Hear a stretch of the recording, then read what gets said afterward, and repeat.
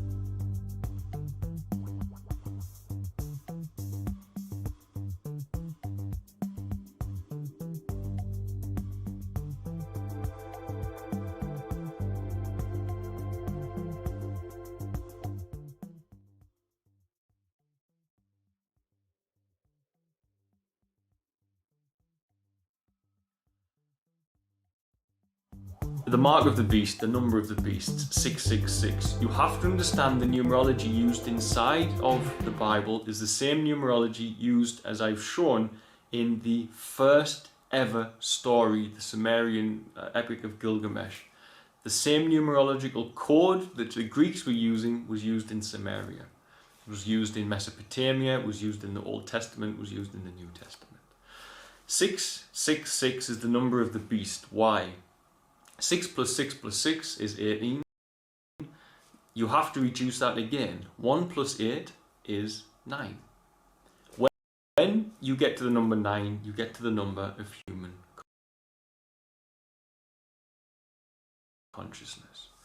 Oh dear, I broke things. Beast is the expression of human consciousness through the flesh in a negative way.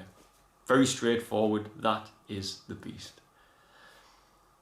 Those who have the mark of the beast on their forehead and on their hand, those persons have shut down their connection to the seat of their soul, their pineal gland. And hand in mysticism means the hand of every beast and every man is symbolic of self-directed activities, of the desires and of the mental qualities. The beast is the expression of the flesh, consciousness via the flesh and the lower qualities of man. Those who have the seal of God inside their foreheads, the 144,000, are the same number. 1 plus 4 plus 4 plus 8 plus 8 is 9. It's a positive human consciousness. And those who have the seal of God have awakened their pineal and seen God face to face, as Jacob said, in the place they call pineal. Genesis 32:30.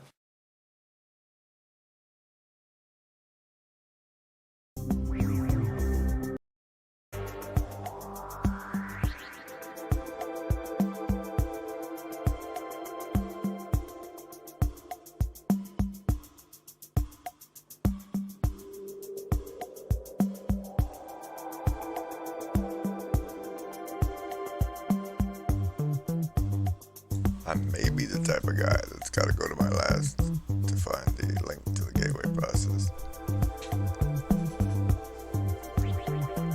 That's my good man, St. John Julian, Baba Wanyama. He's link to that should be in the description already.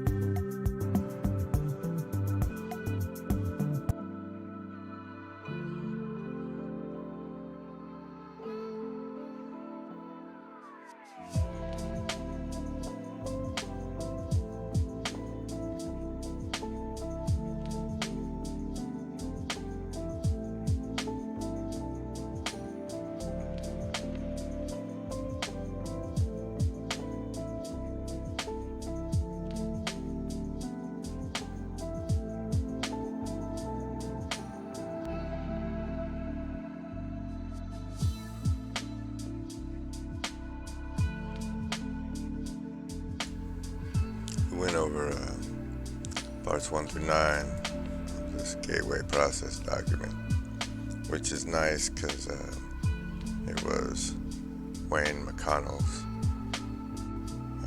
assessment over what hypnosis, transcendental meditation, and biofeedback, how that stuff actually worked, which is nice. That's all in my last live stream,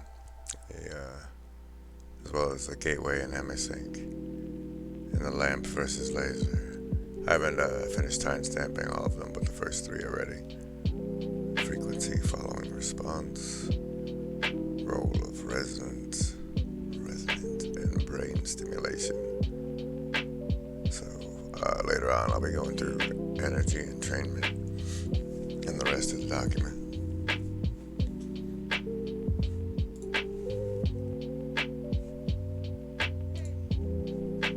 present. However, I was wanting to go over cannabis and what I've picked up so far from the part of the gateway process we've gone through. See if it makes sense to anybody but me.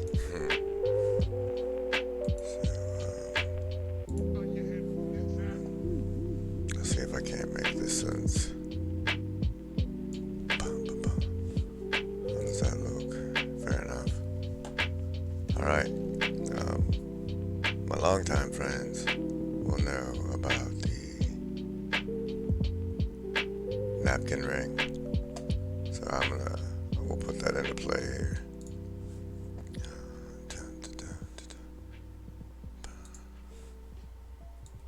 Oh no, just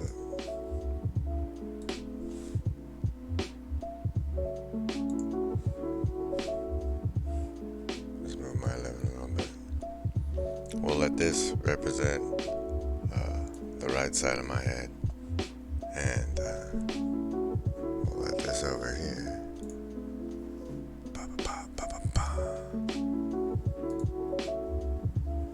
represent the right side of my head. Oh wait, the left side of my head.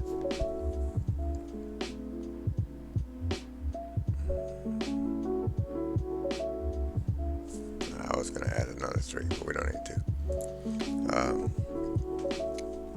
What we've learned so far, we're gonna need to make the napkin ring.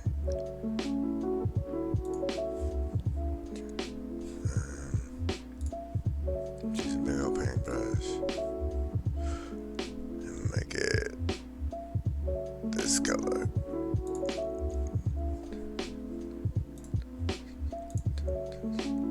What layer am I drawing on? The background, hopefully. With my napkin ring. There we go.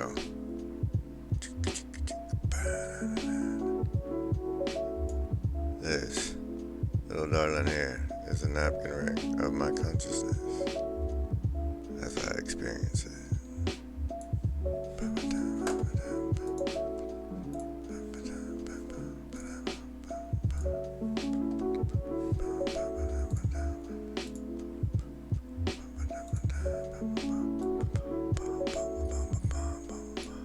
That's too thick, y'all. You gotta keep that stuff tight. I'm gonna draw for a minute.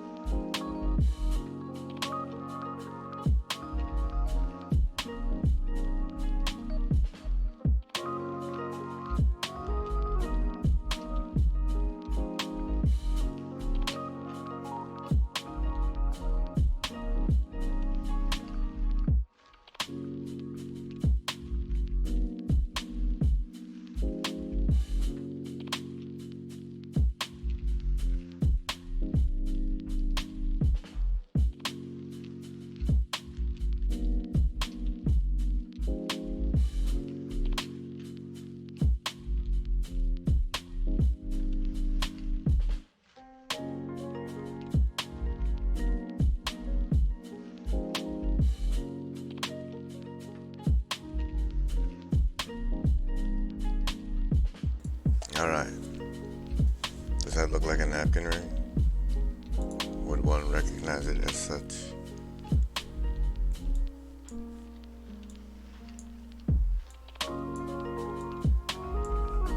Thus, the napkin ring of my consciousness.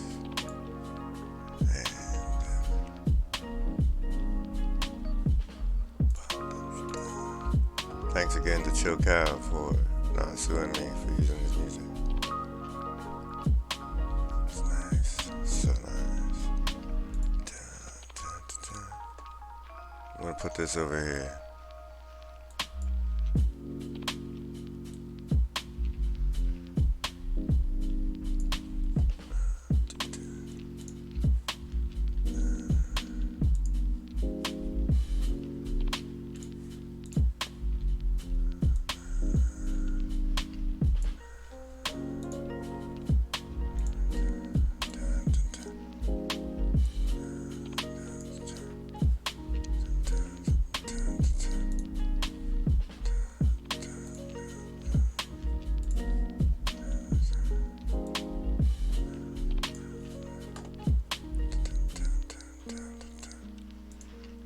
Hope y'all are having a wonderful evening. And all other well wishes I can manage. I do appreciate the company. Alright, so we're gonna call it. Did I say this was the right side? Yeah, I did, didn't I? Well, maybe that's more accurate anyway. Yeah, and this is the left side. Okay, so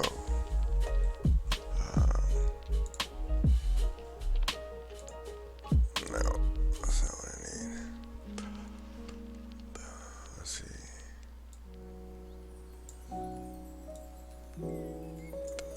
Yeah, that's more like it.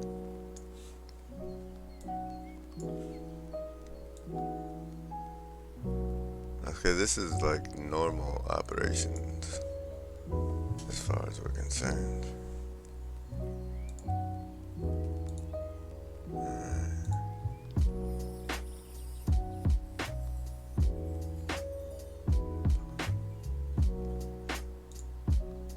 And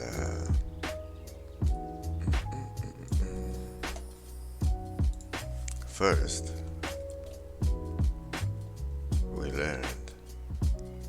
Oh wait, I have to signal the recap. Here's the recap.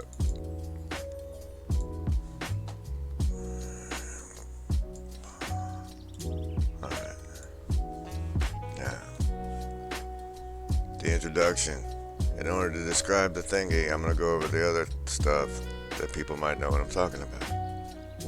Hypnosis. Basically a technique which permits acquisition of direct access to the sensory motor cortex and pleasure centers and lower cerebral emotional portions of the right side of the human brain, following successful disengagement of the stimulus screening function of the left hemisphere of the brain.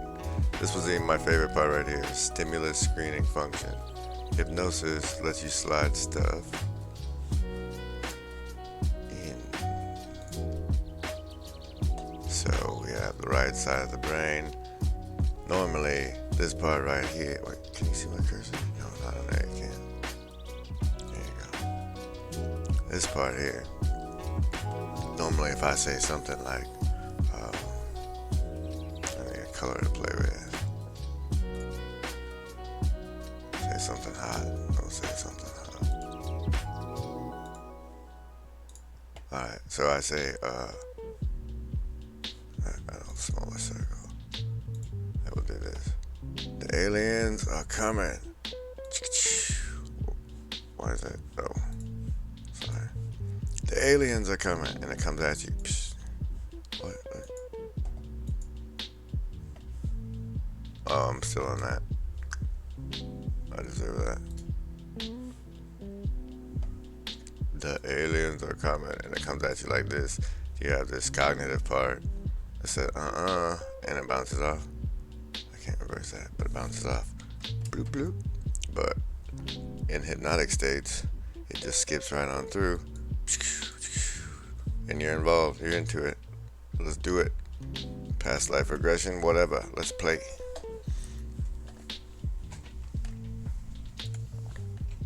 Transcendental meditation, on the other hand, works in a distinctly different fashion.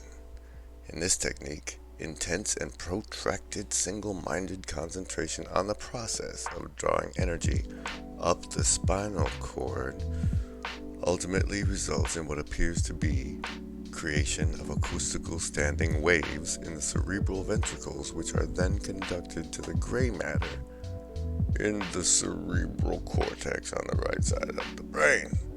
What? Single-minded concentration, drawing energy up the spine, creation of acoustical standing waves in the ventricles, which are conducted to the gray matter on the right side. They are what? What the Do you guys see this face right here with this tongue? Oh, that's the homunculus. Weirdos. Conducted. I don't know what they mean by conducted, but basically, let's say that you go into the transcendent. Wait, you still see the thing? Sorry. Right on.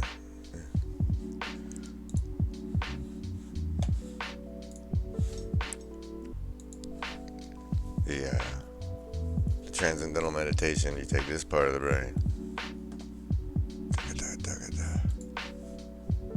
and you focus it real hard and shove it on through, or what was the word they used?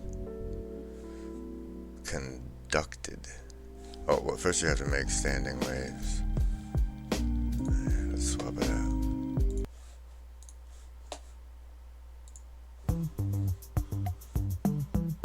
Yeah, boots and cats, but quiet about it. Quiet about it. Alright. So, you focus until you make 2 standing waves. And this time, since it's focus, we're going to say it's this color. You make 2 standing waves, and then you conduce them into the right side of the brain.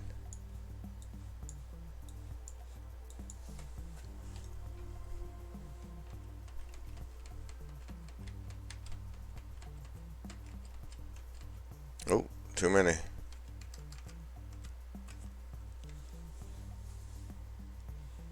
Alright. In case you missed that first part, I'm gonna let it play again.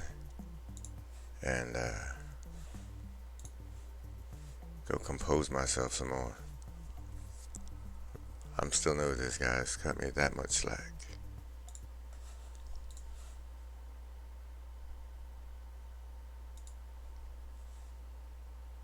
Being in their lower minds, make use of people not being their highest selves to make profit and to govern them, to control them, or even dangling the carrot in front of us in our modern day society with regards to this concept.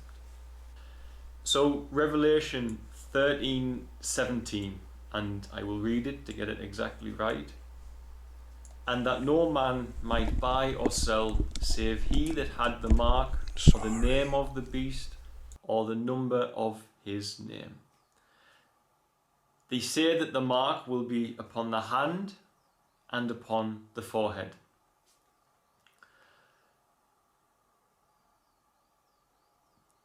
Let's quickly say what is the number of the beast, so you understand. The number of the beast is 666.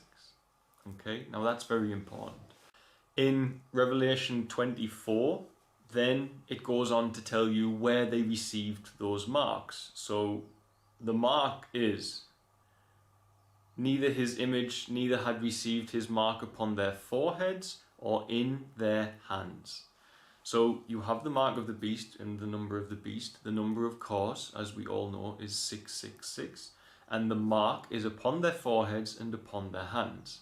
Now, what else goes on in Revelation? Well, in Revelation, they are letting loose angels to, in this story, to destroy everything around them. However, at one point, the story pauses because they need to ensure that those that are saved have the seal of God inside of their forehead. And this is very important. Now, the number that are saved is also very important, 144,000. So just to clarify that as well, and I looked, and lo, a lamb stood on the Mount Zion, and with him 144,000 having his Father's name written in their foreheads. The mark of the beast, the number of the beast, 666. You have to understand the numerology used inside of the Bible is the same numerology used as I've shown in the first ever story, the Sumerian Epic of Gilgamesh. The same numerological code that the Greeks were using was used in Samaria.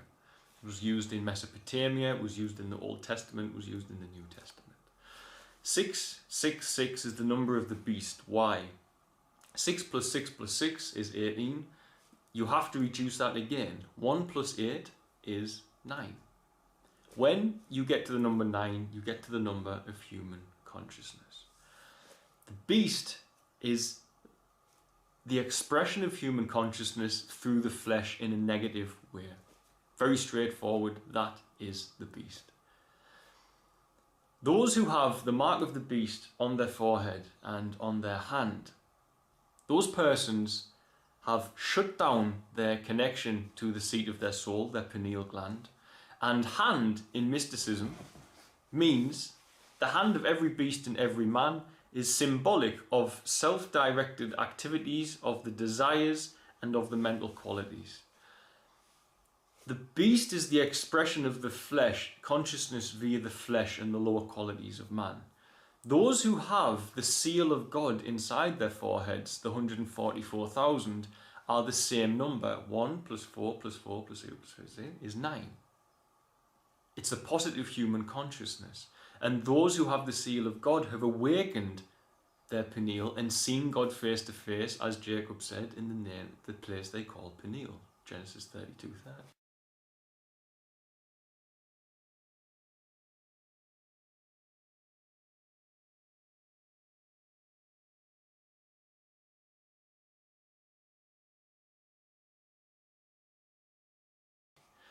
So, just as is taught in the Hindu faith, you raise your energy, your electromagnetic energy of prayer, which raises you up to the higher place within yourself, and you save yourself by becoming one of the positive expressions of human consciousness, the 144,000. You do so by having the seal of God inside your forehead.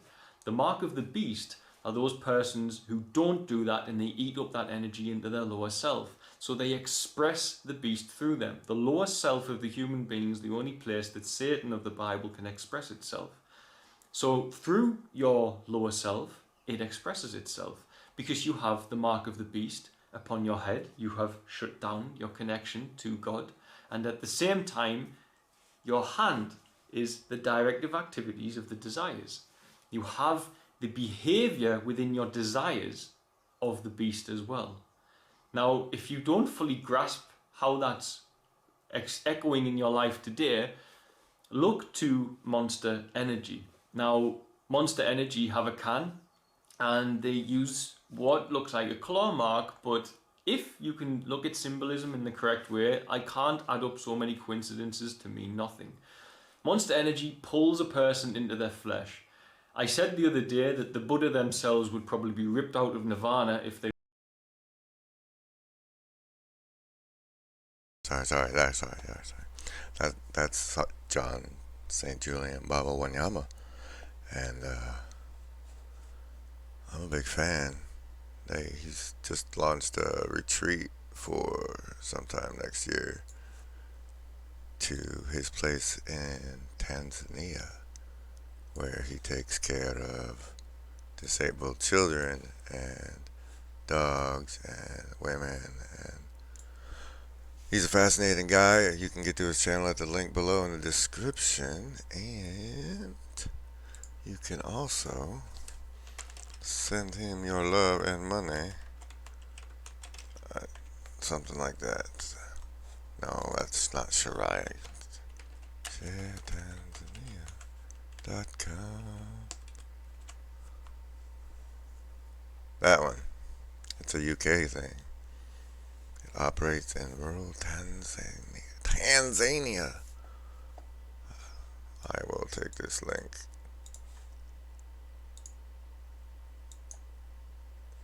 Play your song and put it in the description.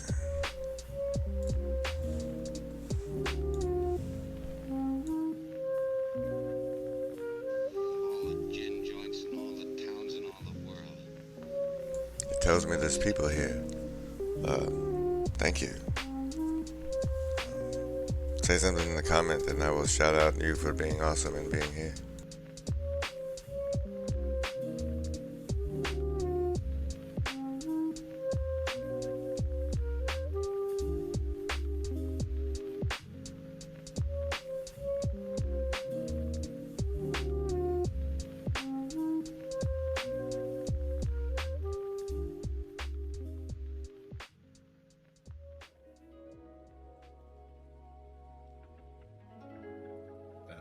I have put the link in the description and it tells me that it has been updated. So if you'd like to help out the guy who says cool stuff, like you saw while I was outside,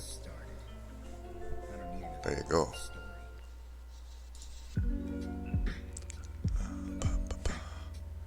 So, transcendental meditation, conducting to the gray matter, that means we did that. Biofeedback is the next section. And I also already should have already mentioned that this voice is for hire. This throat is for hire, but you can only put words in it. You can contact me at grimgriz, GRIMGRIZ, at gmails about such inquiries or any other. You want to come on and talk to me, that'd be cool, because I have a lot of fun interviewing people, and I'm genuinely interested in how people tick, so there's that. And if you want me to make videos that say things that you want me to say, I have a program through that you can find in my YouTube Cheryl Exposed video, which should also be in the description. And while you're down there, you can pick yourself up your hashtag Truniform at that little bit.ly link right there.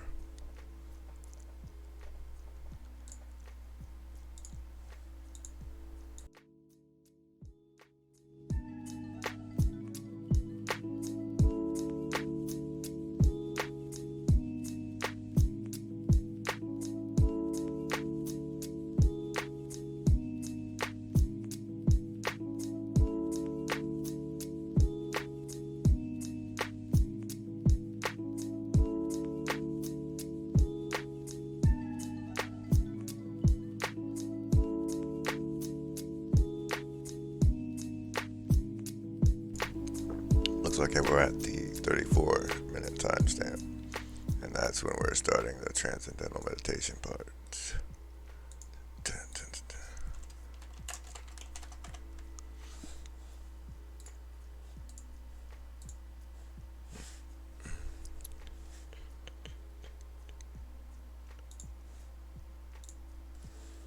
Oh no, we're on the biofeedback, that's right. Oops. The third consciousness altering methodology. Instead of suppressing the left hemisphere as is done in hypnosis, or largely bypassing and ignoring it as is done in transcendental meditation, biofeedback technique teaches the left hemisphere first to visualize the desired result and then to recognize the feelings of that. Okay, so that one, how did they do it? Thermometers. They did it with thermometers. This was 83, and they knew this since 83, or at least they were pretending it in 83. So,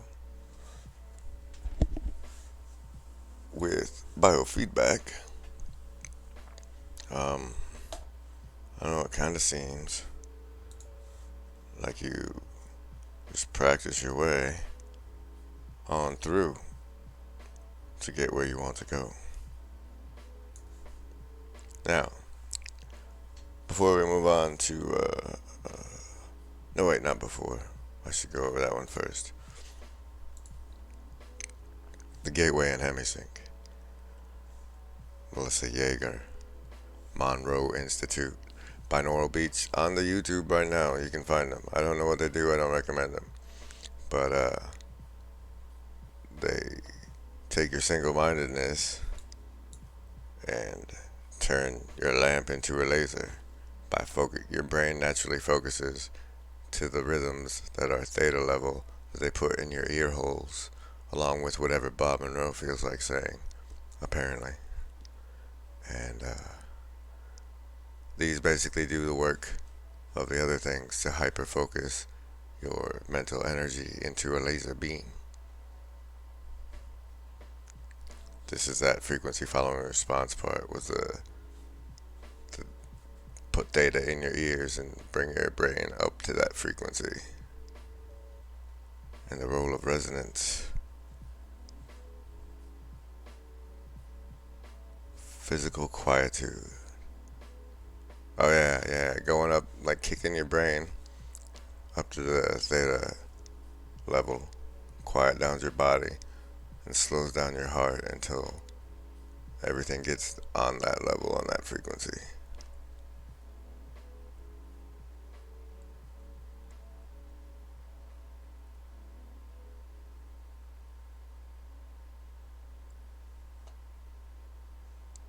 The resulting vibration is received and transmitted into the brain itself via the fluid-filled third and left ventricles located above the brainstem. An electromagnetic pulse is then generated which stimulates the brain to raise the amplitude and frequency of output, Dr. Twemlow observed in his research on the effects of thymic tapes.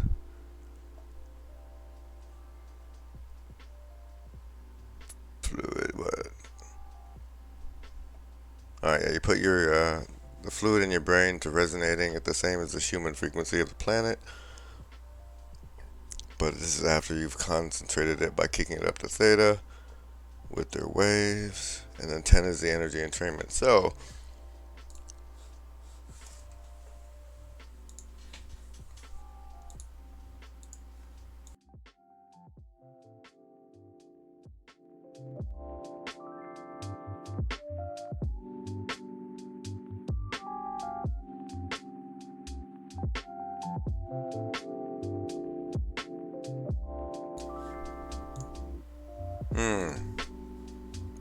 that's not good. I just accidentally clicked my fraps button.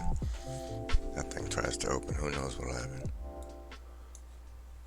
So, they're putting things in your ear holes to like bring your napkin ring that direction. And I didn't make the napkin ring separate. So, whoops. But I wanted to throw in the part where I saw cannabis fitting in. So let me tag that for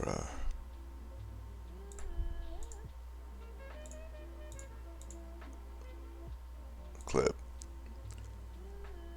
I think cannabis slides half of your napkin ring. It puts you in the middle, further away. Wait, no, I'm doing this on the thing. You can't see that. Alright, so you are this thing. This ball of white light within your napkin ring.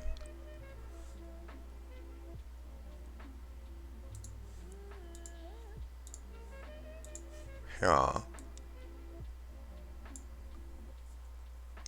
And I think cannabis lets you slide up this direction. Cause like physical stuff, I don't know, for me, I think also cannabis will affect different people based on their brain architecture or personality architecture. Alright, so I'm only speaking for the ones that are broken like mine. Your mileage may vary, I'm not endorsing it. It's your consciousness, you do what you want with it. So I think it just brings you up here. You know, things look different. Like when I first came into it, I was really down in low places, which is over here. And like pulling myself up out of it this high, let me see how things could be beautiful. And so that's what I think cannabis does in comparison to what we've learned about the Gateway, from the Gateway Project document so far. And now I'm going to go pace around for a minute and then come back and work through the rest of the document. And always remember, page 25 is missing.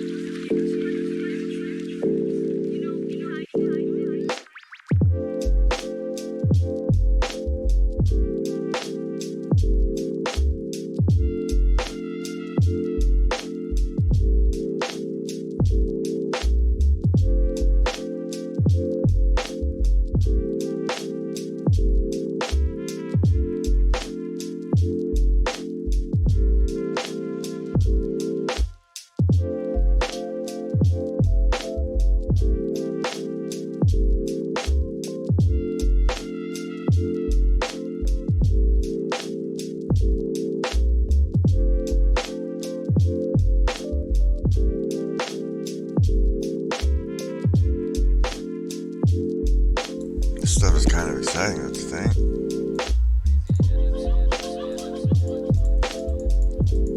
Pa, pa, pa, pa, pa, pa.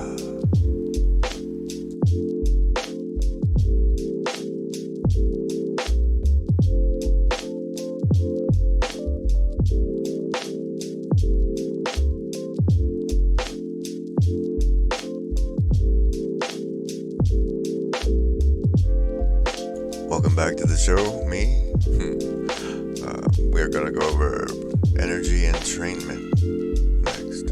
And if anybody has a question, I will field it. Put it in that chat box. And you're more than welcome on the Discord. I'll probably be the type of guy who... Hi, Allie. Allie's right in front of me, Probably be the type of guy to bring you on my show just for coming to my Discord. But, it depends. You'd have to talk your way on once you're there. Convince me. Persuade me.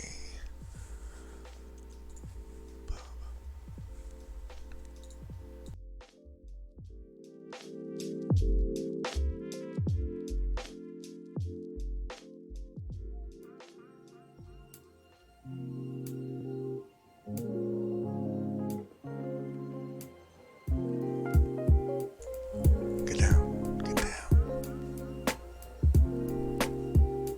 Thanks again to Chill Cow. Please go click through and give it a thumbs up if you like that better than silence.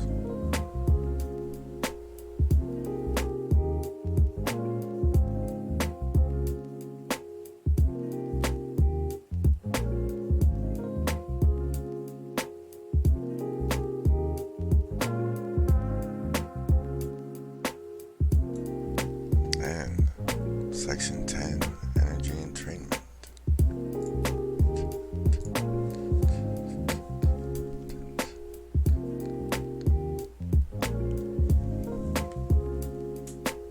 Alright, that looks horrible. That looks horrible. Energy entrainment. As the body is turned into a coherent oscillator, vibrating in harmony with the surrounding electrostatic medium. Oh wait, I should cut that music a little better. Look, clip it. Clip it here, not there.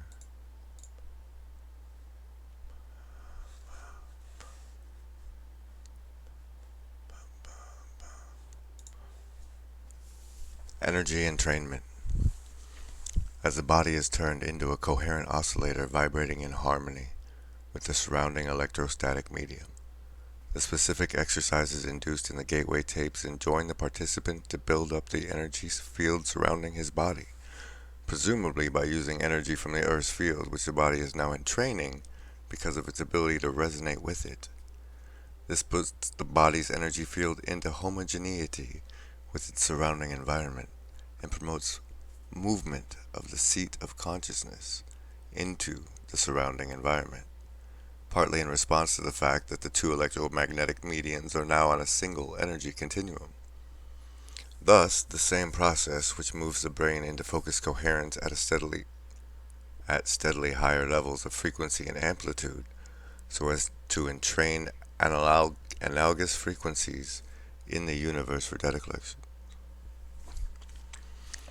Hold on, you can't hear it as well, but the Chill Cow just changed quite drastically.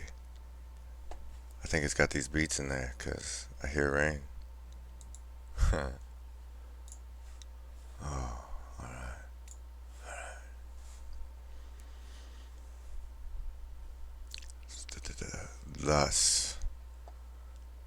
Thus, the same process which moves the brain into focused coherence at steadily higher levels of frequency and amplitude, so as to entrain analogous frequencies in the universe for data collection, Akashic records, also promotes enhancement of bodily energy levels to a point adequate to permit the subject to experience an out-of-body movement when he is ready to do so. More will be said about this topic later. In addition, by resonating with the Earth's electromagnetic sphere in the human body,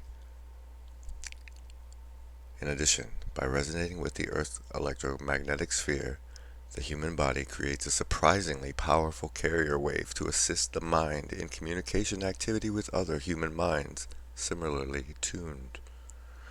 That makes me think of Professor X and Cerebro and how he could spot the other mutants all over the globe.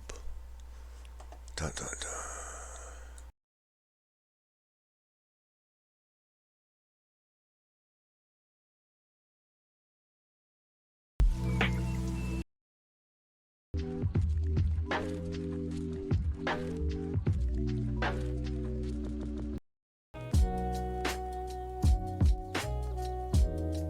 I don't know, I just got all weird after about the hour and 15 mark.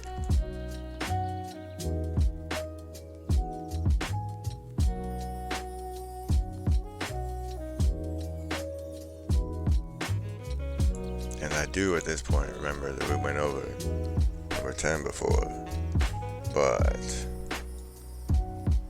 since it was out of body, it didn't really fit my whole thing I had going on with that. Alright, so we went over it again. Yeah, that's it. I didn't forget where we were. Alright. Anybody say anything?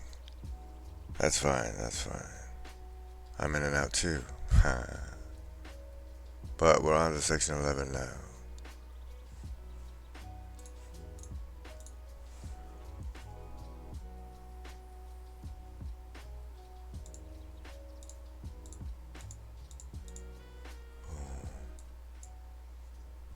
Wait, I just need up me.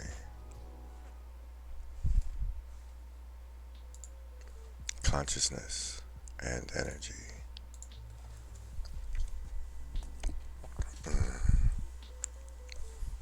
Before our explanation can proceed any further, it is essential to define the mechanism by which the human mind exercises the function known as consciousness, and to describe the way in which that consciousness operates to deduce meaning from the stimuli which it receives.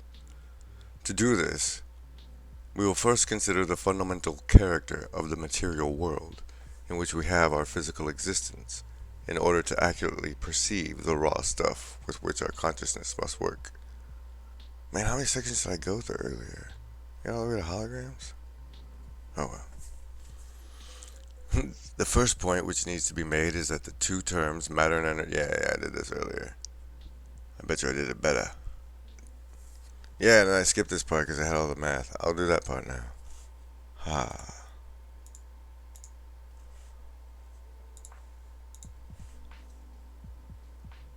The energy grid which composes the nucleus of the atom vibrates at approximately 10 to the 22nd hertz, which means 10 followed by 22 zeros. At 70 degrees Fahrenheit, an atom oscillates at the rate of 10 to the 15 hertz. An entire molecule composed of a number of atoms bound together in a single energy field vibrates in the range of 10 to the 9 hertz. A live human cell vibrates at approximately 10 to the 3rd hertz. The point to be made is that the entire human being, brain, consciousness, and all is, like the universe which surrounds him, nothing more or less than an extraordinarily complex system of energy fields. The so-called states of matter are actually variances in the state of energy, and human consciousness is a function of the interaction of energy in two opposite states, motion versus rest. Hey, the following paragraph. That reminds me, today a young man on acid discovered all matter is merely energy condensed to a slow vibration. That's some vintage fix. The world needs to see that.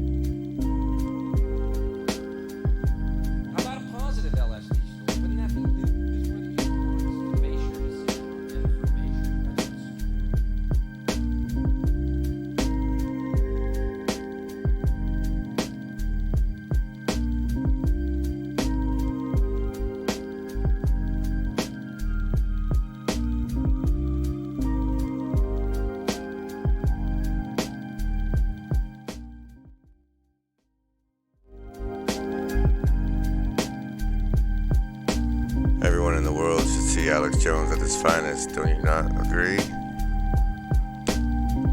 I hope you agree. Thumbs up this video if you agree before they pull it. Alright. Let's make him presentable.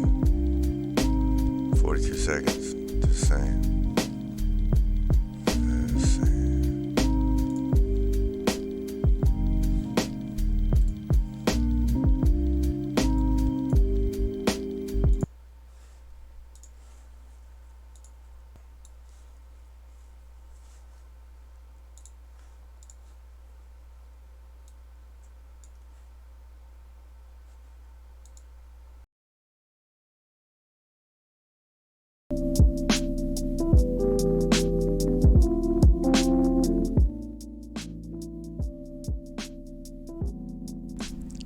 The thing said I was breaking things with trying to play it so big. Plus, like me moving it around all artistically, that makes it a derivative work, as far as I can tell.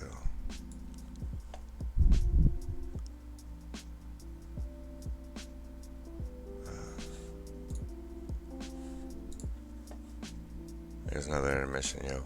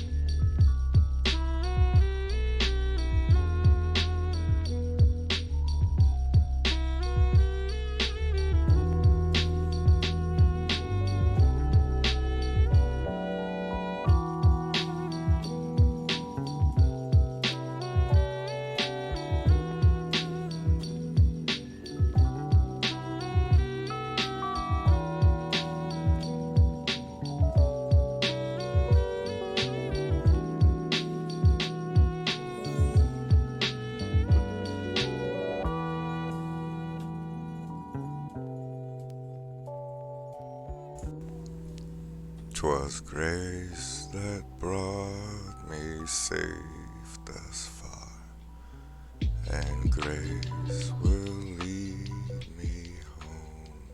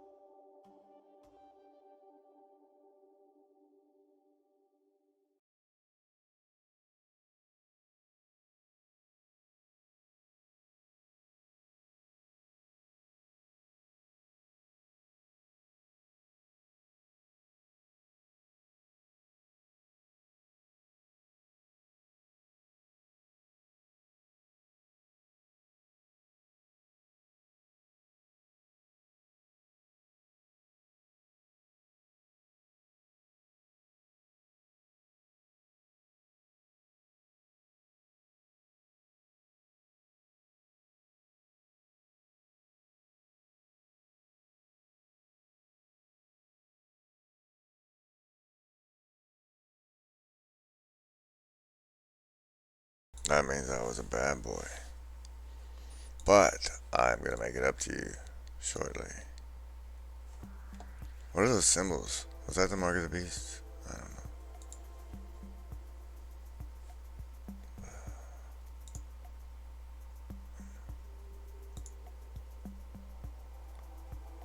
Dun, dun, dun, dun.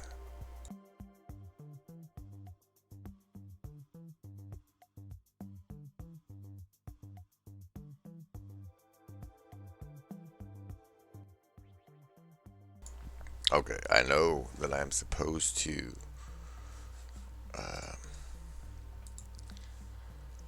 start back on the gateway process, huge ass document, but I've been inspired to include something else, and the reason I'm going live and being horrible at it, is because I don't know. Encoding overload again. Alright, just stop. I don't know that how long I'll be able to keep putting stuff out. So, they keep pulling everybody off of YouTube. So, rent my throat now by becoming a patron below at Patreon. In my YouTube Shield Exposed video in the description. But check this out. Hans Wilhelm and the Luciferian Doctrine. You're gonna love this. You want his rebellion or his doctrine? Let's look at the doctrine.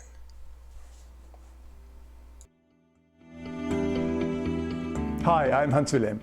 In this video, in the Life Explained series, I would like to explore with you the Luciferian Doctrine. Now, you may know about Lucifer, but have you heard about the Luciferian Doctrine and how it influences our world today? To understand where it came from, we have to go back to the 11th century. All of Europe was in the firm grip of the Catholic Church. At that time, the Church was sending thousands of men as crusaders to recapture the Holy Land, and in particular Jerusalem, which had fallen into Muslim hands. Now, who were these men, these crusaders? They came from all walks of life. The one thing they had in common was their belief in the Catholic teachings.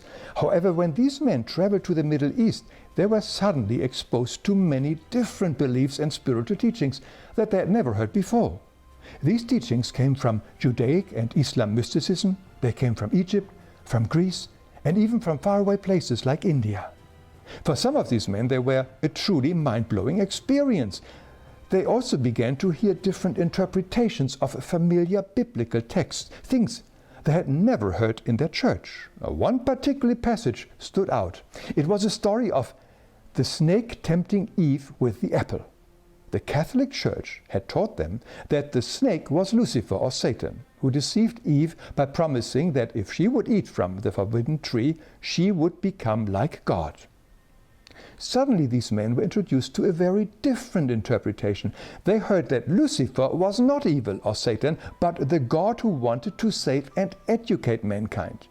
In truth, they called him the Lightbringer, the real God, and that Yahweh, or Adonai in the Bible, was in actuality the devil, the suppressor of mankind, because he didn't want Eve and Adam to know their true identity. This teaching became the famous Luciferian Doctrine. Now, when these men returned home from the Holy Land, they continued talking about these new ideas and interpretations. But they knew they could only do so under strictest secrecy, as the Church would torture and kill anybody who would question or challenge their teachings and authority. This eventually led to the birth of many secret societies, most famously the Templars, the Rosicrucian, and the various Masonic orders. These very mixed teachings from many different occult traditions were secretly studied, eventually wrapped in rituals, and protected by gruesome and blood-curdling oaths that the members had to swear to ensure secrecy. But everything changed in the year 1888, when the founder of the Theosophical Society, Madame Blavatsky, made most of these teachings public in her famous book, The Secret Doctrine, which she spiced up with some of her own fanciful imaginations. Central to Madame Blavatsky's teaching was the Luciferian Doctrine. The first edition of her book stated that Lucifer is the only God for our planet. No surprise that her magazine was also called Lucifer. It was a beginning of what we now would call the New Age. Originally, it was promoted as the time when the Lightbringer, Lucifer, would lead mankind to a new era of tolerance and peace. Rudolf Steiner started off as the secretary of the German Theosophical Society. He later founded the Anthroposophy movement. Another famous person was Alice Bailey, who founded the Lucifer Publication Company in 1922. And then there was the well-known science fiction writer H.G. Wells, who also published a book called The New World Order in 1940. With this book, he promoted a world government and a secular world religion. Other important figures were Annie Besant and Charles Leadbeater, who thought that they had found the future world teacher in a 14-year-old Hindu boy called Krishnamurti. However, this did not work out as planned. Krishnamurti eventually dissolved the entire organization. So the Luciferian doctrine is not only central to members of highest degrees in some elite Masonic circles, but also expressed in several New Age teachings of today. Let's look how this doctrine influences our life. Here we have the planet Earth, where according to the Luciferian doctrine, the worldly affairs are ruled by the Lord Lucifer. Now, as spiritual beings, we come from the spiritual worlds to incarnate for a very short lifespan here on Earth.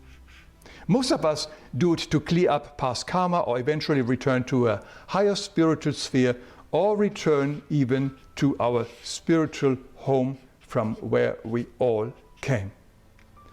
But if we forget who we are or don't believe in life before or after death, we can easily be tempted to dedicate our life to accumulation of riches, power, fame, and other stuff that makes us important and special. We might even fall for some New Age guru teachings promising unbridled riches and abundance. Our purpose here is to develop the kingdom within and not the kingdom without. But if we want worldly riches, our god and orientation would naturally be this guy here, Lucifer, the only god. Well. That's enough of that for being fair, I think. I just added the link to the description. What?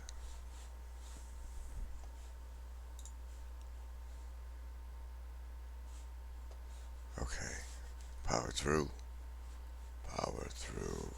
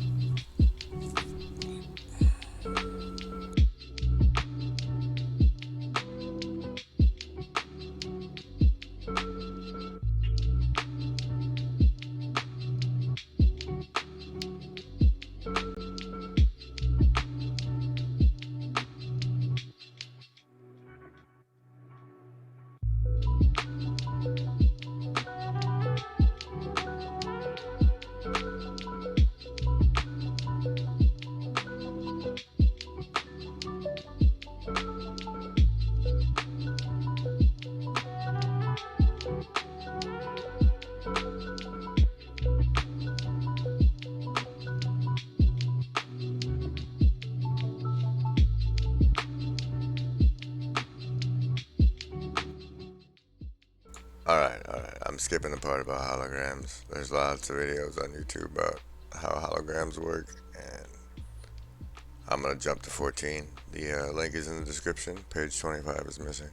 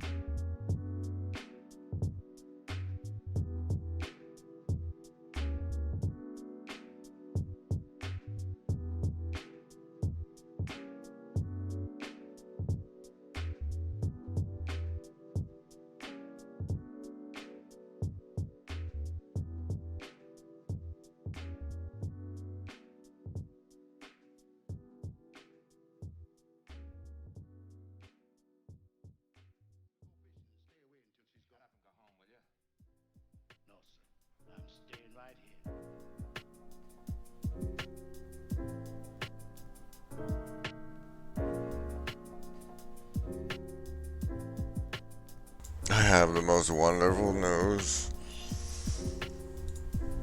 I didn't come back with something else I wanted to talk about. I can move on to the gateway. The consciousness matrix.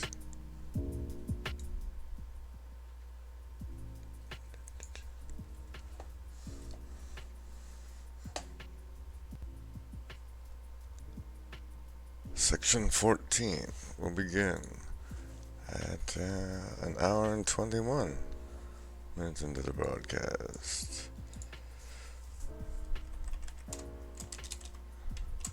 121:25. Consciousness matrix.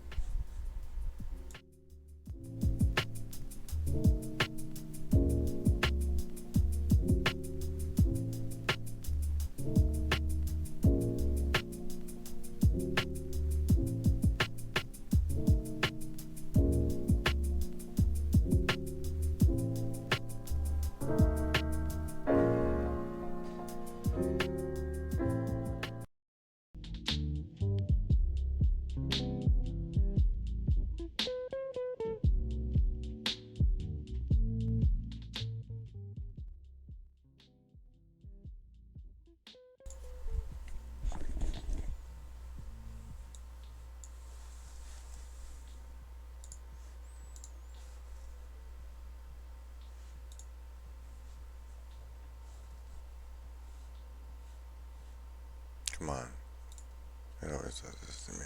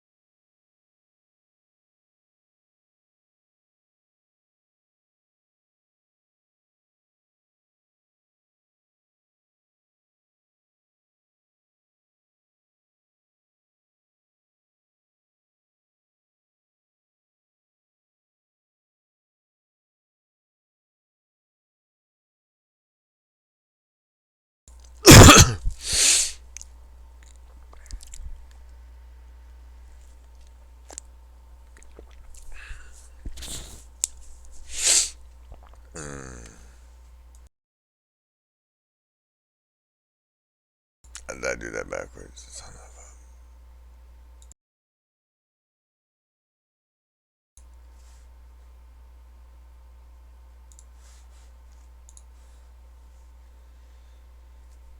In states of expanded consciousness, the right hemisphere of the human brain in its holistic, nonlinear, and nonverbal mode of functioning acts as the primary matrix or receptor for this holographic input, while, by operating in phase or coherence with the right brain, the left hemisphere provides the secondary matrix through its binary, computer-like method of functioning to screen further the data by comparison and reduce it to a discrete, two-dimensional form.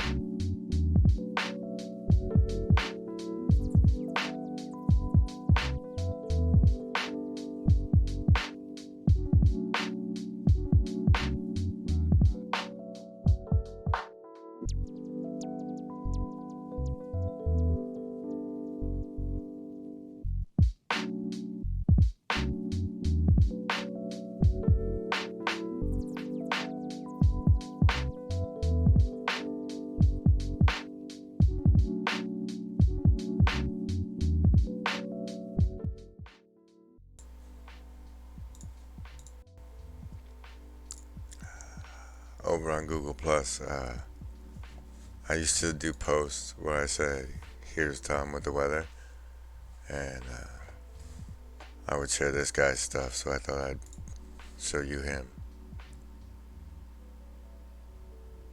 He tracks all the government feeds for all sorts of stuff, like when everybody was saying that they were blocking out the sun, he was showing the live feeds from the satellites that said they were still seeing the sun.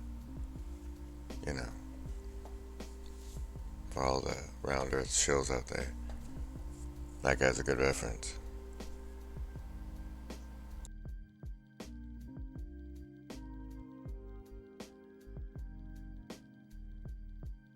But that's not what that last part of the gateway process made me think of that I want to show you now.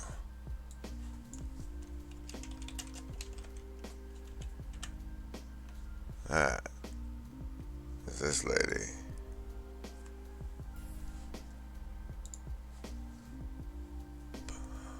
And I am now adding this to the description.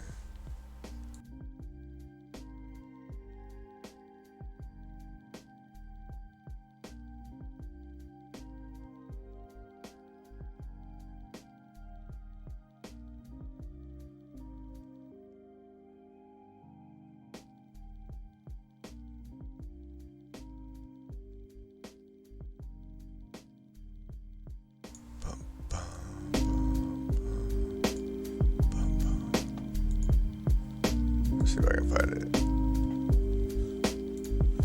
Chill out for a second. Brain from the inside out.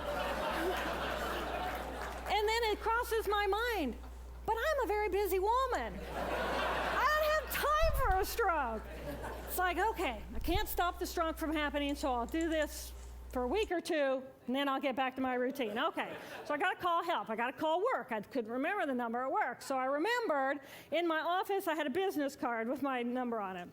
So I go into my business room, and I pull out a 3-inch stack of business cards. And I'm looking at the card on top. And even though I could see clearly in my mind's eye what my business card looked like, I couldn't tell if this was my card or not, because all I could see were pixels. And the pixels of the words blended with the pixels of the background and the pixels of the symbols, and I just couldn't tell. And then I would wait for what I call a wave of clarity. And in that moment, I would be able to reattach to normal reality. And I could tell, that's not the card, that's not the card, that's not the card. It took me 45 minutes to get 1 inch down inside of that stack of cards. In the meantime, for 45 minutes, the hemorrhage is getting bigger in my left hemisphere. I do not understand numbers. I do not understand a telephone, but it's the only plan I have. So I take the phone. very exciting. And I humorous think to show, but just one part I myself, want you to see. oh my gosh, he sounds like a golden retriever. And so I say to him, clear in my mind. When I woke later that afternoon, I was shocked to discover that I was still alive. When I felt my spirit surrender, I said goodbye to my life, and my mind was now suspended between two very opposite planes of reality. Stimulation coming in through my sensory systems felt like pure pain. Light burned my brain like wildfire, and sounds were so loud and chaotic that I could not pick a voice out from the background noise, and I just wanted to escape. Because I could not identify the position of my body in space, I felt enormous and expansive, like a genie just liberated from her bottle. And my spirit soared free like a great whale gliding through a sea of silent euphoria. Nirvana. I found nirvana. And I remember thinking there's no way I would ever be able to squeeze the enormousness of myself back inside this tiny little body. But then I realized, but I'm still alive. I'm still alive, and I have found nirvana. And if I have found nirvana and I'm still alive, then everyone who is alive can find nirvana. And I pictured a world filled with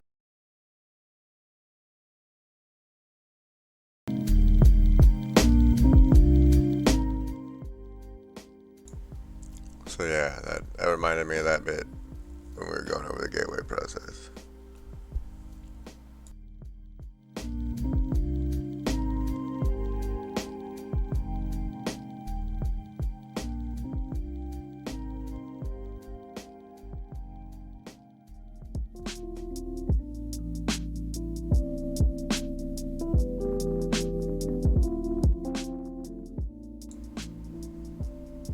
FYI, there's been a fresh Crypto Beast drop, Mana the Man of Mystery, Part 1, with special guests Carl Hassal and Joe Atwell.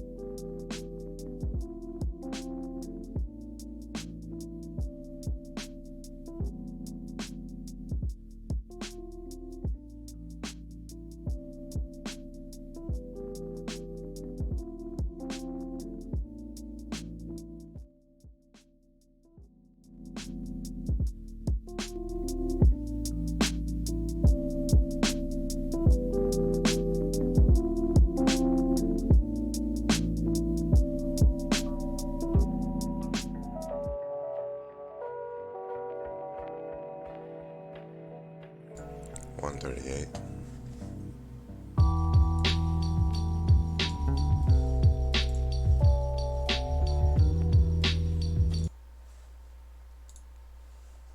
Brain in phase. The consciousness process is most easily envisaged. Oh wait, we did that one already. We're down to evaluation. 16. Evaluation. To the extent that Gateway succeeds in bringing about a refinement in the energy matrix of the mind, it succeeds in expanding or altering human consciousness so that it can perceive without recourse to the intercession of the physical senses, such that evermore of the universal hologram, not, of course, accessible by sense perception, can ultimately be perceived and understood.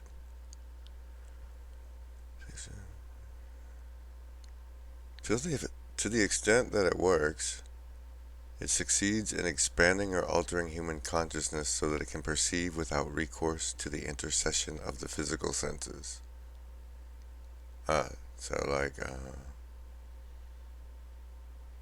Okay, turns off your body filter and you can, okay. Marilyn Ferguson has written that the theories of Prebam and Bohm appear to account for all transcendental experience, paranormal events, and even normal perceptual oddities. She goes on to say of Prebram,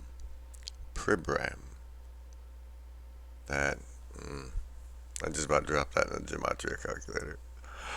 Currently, he is proposing a startling, all-encompassing model that is generating considerable excitement among those intrigued by the mysteries of human consciousness. His holographic model marries brain research to theoretical physics. It accounts for normal perception and simultaneously takes the paranormal and transcendental experiences out of the supernatural by explaining them as part of nature. Nothing that happens can technically be supernatural. Like certain strange discoveries of quantum physics, the radical reorientation of this theory suddenly makes sense of paradoxical sayings of mystics throughout the ages. Part 17, Self-Cognition.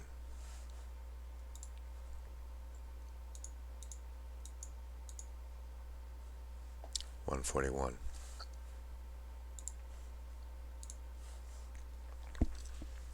To complete our outline of the process by which the mind achieves and exercises consciousness, we must also describe the mechanism which accounts for the aspect of human thought that differentiates it from the consciousness of plants or animals, i.e. self-cognition. Humans not only know, but they know that they know. They are able to monitor the process of their own thinking and maintain an awareness of it, unless they're an NPC. Moreover, they can conduct a comparative conscious energy grid assessment, evaluating the functioning of their thought processes against various objective standards they've adopted. Human consciousness can do this because it has the capacity to duplicate aspects of its own hologram, project them out, perceive that projection, put it through comparison with the memory aspect, where its evaluation standards of measure are stored, of its own hologram, and measure or go sense the differences using the three-dimensional geometry, and then the binary go-no-go pulse to yield verbal cognition about the self. You can imagine stuff and pretend you're receiving it from the universe instead of actually receiving it from the universe, and then imagine what you would do about it. Part 18, the time-space dimension.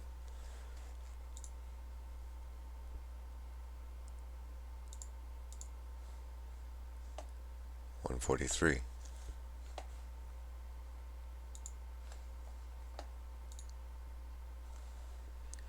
Up to this point, our discussion of the gateway process has been relatively simple and easy to follow, if long to wade through. Now, the fun begins. Gateway involves more than just perception of those aspects of the universal hologram which can be assessed in the dimension of time-space as we know it. To explain how and why human consciousness can be brought to transcend the limitations of time-space is the next task which must be addressed. To do this, we must first appreciate what time and space are, in order to understand how the dimension that they constitute can be transcended. Physicists define time as a measurement of energy or force in motion. In other words, it is a measurement of change. However, in order for energy to be in motion, it must first be limited in some way within the confines of some sort of vibratory pattern, so that its confinement gives it the capacity for being contained at a specific location, which is distinguishable from other locations. Energy, which is not confined, is force without limit, without dimension, without the limits of form. It is infinity, cannot move because there is nothing beyond infinity, and is therefore outside of the dimension of time. They do say time started with the Big Bang. It is also beyond space, because that concept implies that a specific energy form is limited to a specific location and is absent from other locations.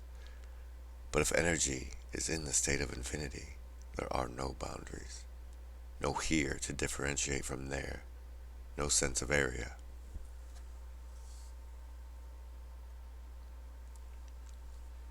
Energy in infinity means energy uniformly extended without limit. It has no beginning, no end, no location. It is conscious force, the fundamental primal power of existence without form, a state of infinite being. Energy in infinity is said to be completely at rest, and therefore cannot generate holograms so long as it remains utterly inactive. It retains its inherent capacity for consciousness in that it can receive and passively perceive holograms generated by energy.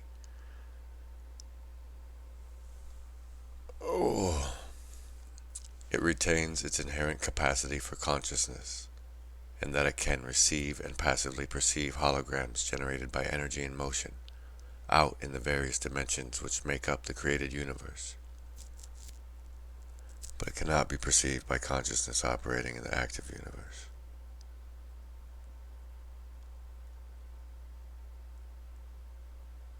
Energy in this state of inactive infinity is termed by physicists as energy in its absolute state, or simply the absolute. The shining darkness. Between the absolute and the material universe in which we experience our physical existence are various intervening dimensions to which human consciousness in altered states of being may gain access. Theoretically, human consciousness may continue to expand the horizons of its perceptual capacity until it reaches the dimension of the absolute, at which point perception stops, because the absolute generates no holograms of or about itself. Holy smokes! That explains so much about that time I got poisoned with mushrooms. Wow, okay.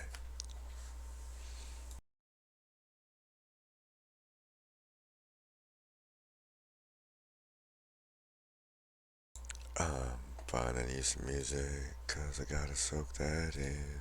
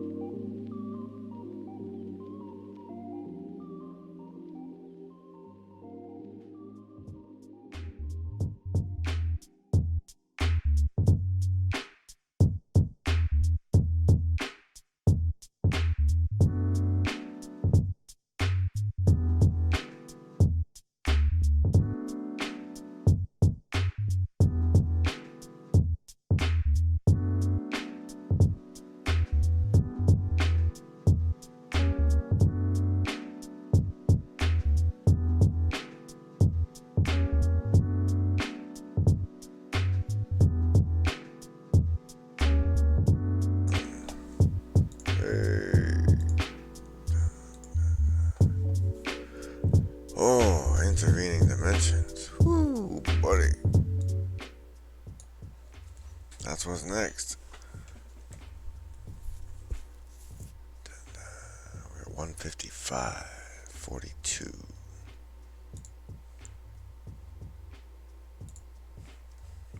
Tell me I'm a numerologist, wet dream.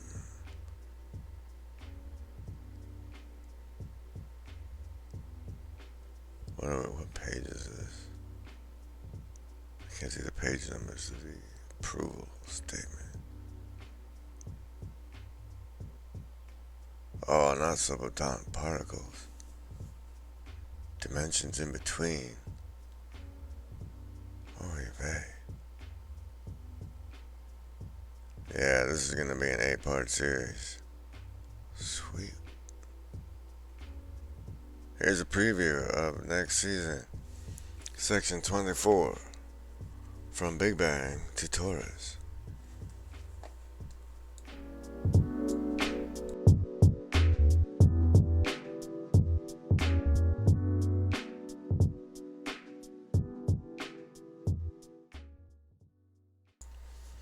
Working from the widely accepted. Widely, but wildly, as far as I'm concerned. Big Bang Theory.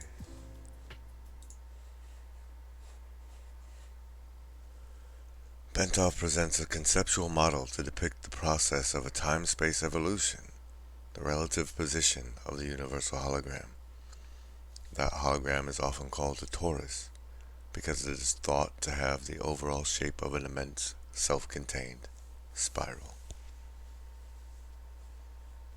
On some future episode, I don't know how long it's going to take me to get to 24, but here are these sections, and Shawnee, thank you for being here and the view up.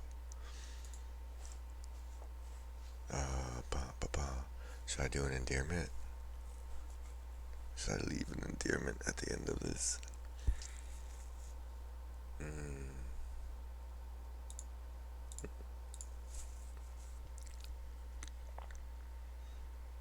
You are not alone.